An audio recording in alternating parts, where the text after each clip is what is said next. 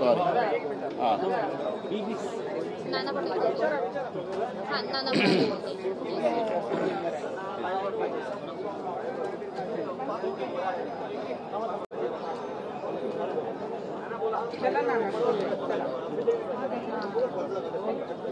मी राज्यपाल अभिभाषण ऐकत होतो.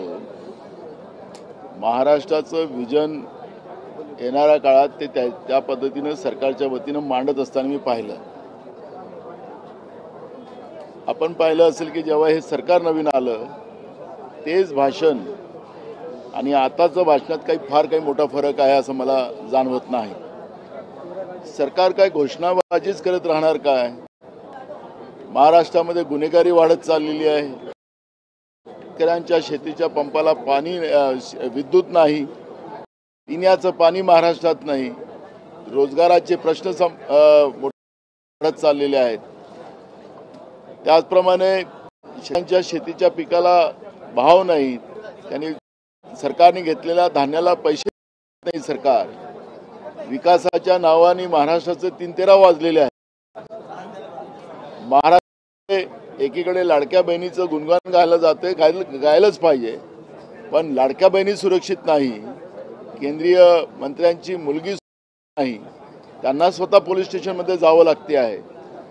या पद्धतीचा महाराष्ट्र माननीय राज्यपाल महोदयांच्या माध्यमातून मांडण्याचा प्रयत्न सरकार करते आहे का, हा प्रश्न या निमित्तानं निर्माण झालेला आहे. सरकारने आपली भूमिका माननीय राज्यपालांच्या अभिभाषणावर स्पष्ट केली पाहिजे आणि राज्याच्या जनतेला आश्वस्त केलं पाहिजे. आज महाराष्ट्रातले उद्योग मोठ्या प्रमाणात बाहेर चाललेले आहेत. आपण पाहिलं असेल की महाराष्ट्र पूर्ण देशाच्या प्रत्येक राज्याचा एक आलेख आलेला आहे की शहरीकरणाची जी वाढ करण्यामध्ये फक्त महाराष्ट्रच 1 नंबरमध्ये आज देशामध्ये आहे. ग्रामीण पूर्ण ओसाड पडत चाललेलं आहे. महात्मा गांधी सांगायचे की खरी ताकदच ही ग्रामीण भागात असते आणि तिथूनच देशाची प्रगती होते. पण या प्रगतीमध्ये आज शहरामध्ये लोंढेच्या लोंढे येतात आहेत आणि ग्रामीण भाग ओसाड पडत चाललेला आहे. शेतीवर खऱ्या अर्थानं ज्या पद्धतीनं मोठ्या प्रमाणात क्रांती व्हायला पाहिजे होती, शेतकऱ्यांच्या जीवनामध्ये मोठ्या प्रमाणात आर्थिक सक्षमता निर्माण व्हायला पाहिजे होती, ते करायला सरकारला अपयश आलेला आहे का, हा या निमित्तानं प्रश्न निर्माण झालेला आहे. शेतीवर आधारित उद्योग महाराष्ट्रामध्ये संपलेले आहेत का, आणि अशा पद्धतीची जी काही महाराष्ट्रात झालेली आहे कधी नव्हे. या सरकारचं तर मी या 3 तोंडाचं काही बोलणार नाही, कारण की तर रोज आपण आपल्या माध्यमातून महाराष्ट्राची आहे मलाईच्या खात्यासाठी, पालकमंत्र्यांच्या पदासाठी आताच्या मी मुख्यमंत्र्यांचा धन्यवादच करेल.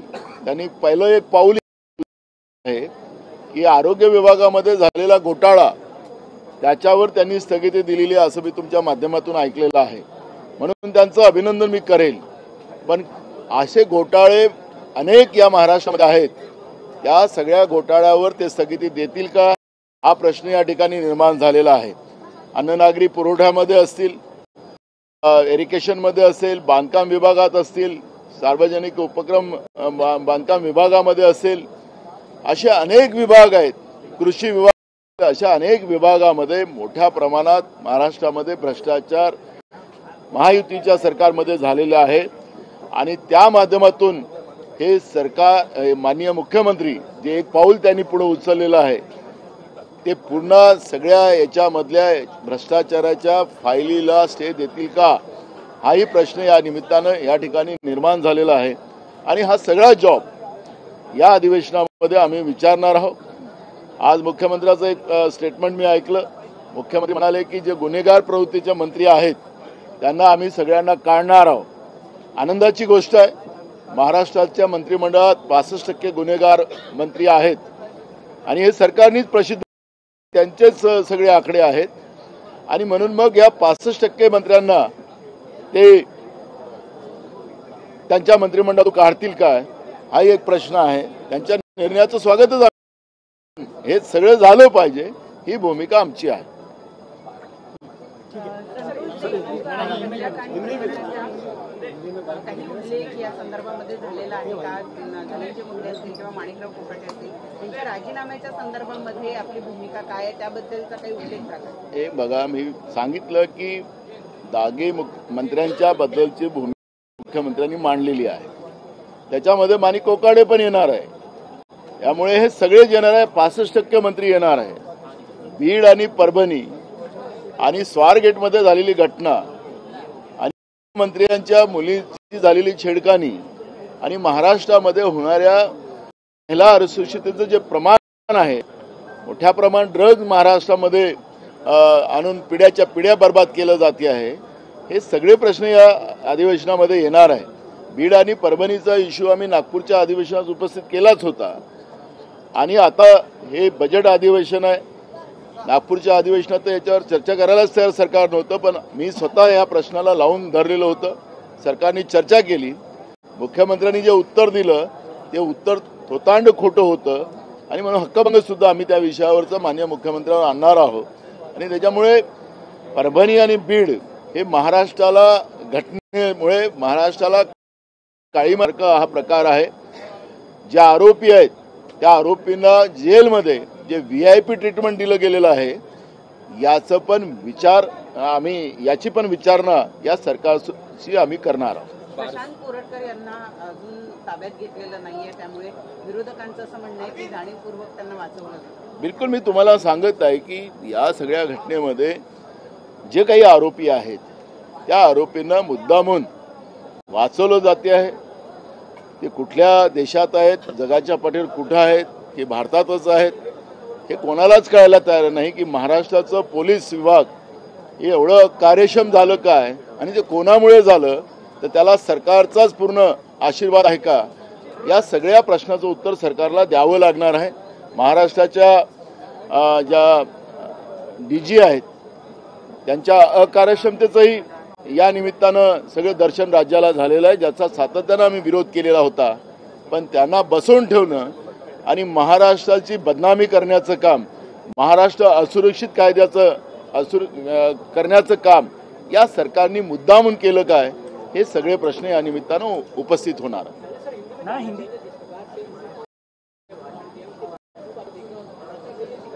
आपने देखा होगा कि जब सरकार बनी है में नागपुर माननीय राज्यपाल ने अभिभाषण किया था, वही भाषण को रिपीट करने का काम किया है. उसमें बहुत सुधार नहीं है. बस सरकार सिर्फ माननीय राज्यपाल महोदय के मुंह से ये बात कहलवाते हैं, लेकिन उसकी अंमलबजावनी महाराष्ट्र में होते अपने को देखने को नहीं मिल रही है. आज महाराष्ट्र में किसान नहीं मिल रही है. सौर ऊर्जा के नाम से उनको लूटा जा रहा है. किसान के फसल को दाम नहीं मिल रहा है. बर्बाद हो रहा है. किसान बड़े पैमाने में आत्महत्या महाराष्ट्र में कर रहा है. बेरोजगार के प्रमाण ज्यादा बढ़ गए. मस्जिद हो गई महाराष्ट्र में. केंद्रीय मंत्री की बेटी सुरक्षित नहीं है, तो आम लोगों को क्या ठिकाना होगा उसका अंदाज इस बहाने से लगा सकते हैं. स्वारगेट की घटना जो थी, बीड़ और उस परभणी में जो घटना हुई जिसे सरकार ने दबाने की कोशिश की, ये सब मुद्दे उसमें सब सामने आएंगे. और आज ही जो रिपोर्ट आया है कि देश में शहरीकरण का जो बढ़ावा जो हो रहा है, तो उसमें महाराष्ट्र 1 नंबर है. तो महाराष्ट्र जब 1 नंबर है तो पूरे गांव जो है वो गांव से सब युवा शहर में आ रहे, क्योंकि खेती उद्योग जो महाराष्ट्र का था वो खत्म हो चुका है और इसलिए शहरों में बड़े पैमाने में युवा आ रहे हैं और यहाँ पर भी उनको कोई रोजगार नहीं मिल रहे हैं. और ऐसी स्थिति में एक बड़ी निराशा युवकों में भी अपने को महाराष्ट्र में देखने मिलती है. कानून व्यवस्था तो पूरी बर्बाद हो गई. ड्रग बड़े पैमाने में महाराष्ट्र में बेचे जा रहे हैं. पुलिस अकार्यक्षम है. बीड़ की घटना में और परभणी की घटना में जो लोग गुनहगार है उनको सरकार बचा रही है, यही हमने देखा है. एक गुनहगारों को सपोर्ट करने का काम सरकार कर रही है और इसलिए महाराष्ट्र में क्राइम जो बढ़ते जा रहा है उसका रीज़न ही जो है वो सरकार उसकी जवाबदार है. और ऐसी कई घटना है कि वो घटनाओं को हम ये असेंबली में उठाएंगे और सरकार को उसका जवाब देना पड़ेगा। नाना, नेता प्रतिपक्ष के मुद्दे को लेकर शिवसेना उद्धव ठाकरे गुट जो है वो अपनी तरफ से नाम देने जा रहा है। महाविकास आघाड़ी में क्या ये सहमति बनी है कि कौन नेता विपक्ष बने? देखो, एक सिंपल लाइन है, महाराष्ट्र के विधानसभा में अपोजिशन में उनके संख्या ज़्यादा है तो स्वाभाविक है उनका अपोजिशन लीडर बनेगा। अपर हाउस में कांग्रेस अपोजिशन लीडर बनेगा, जहां वहां हमारी संख्या ज़्यादा है, कांग्रेस की संख्या ज़्यादा है, तो जिसकी संख्या ज़्यादा है उनका रहेगा, उसमें कोई तनाव करने का कोई कारण नहीं है। हमको सरकार, लेकिन ऊपरी हाउस में शिवसेना उद्धव ठाकरे गुट के अंबादास दानवे इस समय नेता प्रतिपक्ष है, हटाने की नहीं, हटाने की बात नहीं है। जो नियम होता है विधिमंडल के जो उसके आधार पे हम बात कर रहे हैं। किसी को हटाना, किसी को बिठाना, ये उसका जो भी है वो नियम के साथ हो और महाविकास उसके आधार पे आगे जाए और सरकार को पूरे घेराबंदी करे। भूमिका कांग्रेस पार्टी चेहरा विपक्षी नेता का, देखो, उनके पार्टी से किसको देना है वो उनका अधिकार है। उसमें हमें उनके कौन अपोजिशन लीडर बनाना वो उनका दायित्व है। एक हिंदी तो शमा मोहम्मद सर एक कांग्रेस की एक प्रवक्ता हैं, आप भी जानते होंगे। बॉडी शेमिंग उन्होंने उनके जो है बॉडी और खेलने को लेकर जो है सवाल उठाए हैं कि वो ज्यादा मोटे हो गए हैं, उनका वजन ज्यादा हो गया है, ऐसे में उन्हें क्रिकेट को छोड़ देना चाहिए क्योंकि वो आउट ऑफ फॉर्म भी हो गए हैं। ऐसी टीम के कैप्टन